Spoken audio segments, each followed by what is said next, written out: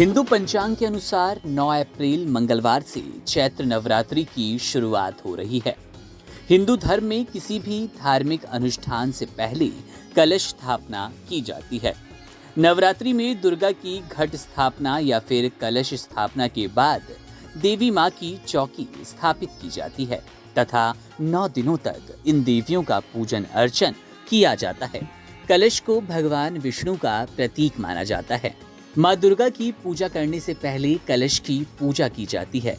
नवरात्रि में माँ दुर्गा के 9 स्वरूपों की विधि विधान से पूजा होती है। साल भर में कुल 4 बार नवरात्रि आती है, जिसमें चैत्र और शारदीय नवरात्रि का महत्व काफी ज्यादा होता है। माना जाता है कि नवरात्रि में माता की पूजा अर्चना करने से देवी दुर्गा की खास कृपा होती है। माँ दुर्गा की सवारी वैसे तो शेर है, लेकिन जब वे धरती पर आती हैं तो उनकी सवारी बदल जाती है और इस बार माँ दुर्गा घोड़े पर सवार होकर धरती पर आएंगी। चैत्र नवरात्रि मंगलवार 9 अप्रैल 2024 को होगा। अब आपको कुछ बिंदु में सिलसिलेवार ढंग से कलश स्थापना का मुहूर्त, दिन और सही तिथि बताते हैं। चैत्र नवरात्रि मंगलवार 9 अप्रैल 2024 को रहेगा।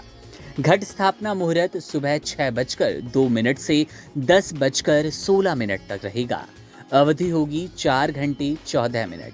घट स्थापना का अभिजीत मुहूर्त सुबह 11:57 से दोपहर 12:48 तक।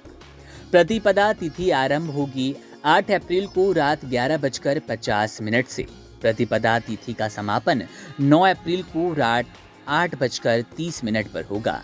घट अर्थात मिट्टी का घड़ा, इसे नवरात्रि के पहले दिन शुभ मुहूर्त के हिसाब से स्थापित किया जाता है।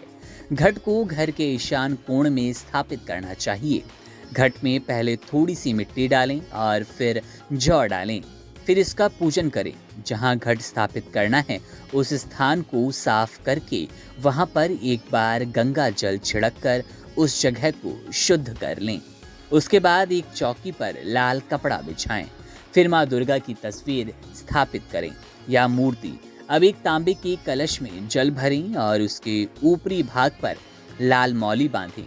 उस कलश में सिक्का, अक्षत, सुपारी, लौंग का जोड़ा, दुर्वा घास डालें। अब कलश के ऊपर आम के पत्ते रखें और उस नारियल को लाल कपड़े से लपेट कर रखें। कलश के आसपास फल, मिठाई और प्रसाद रख दें।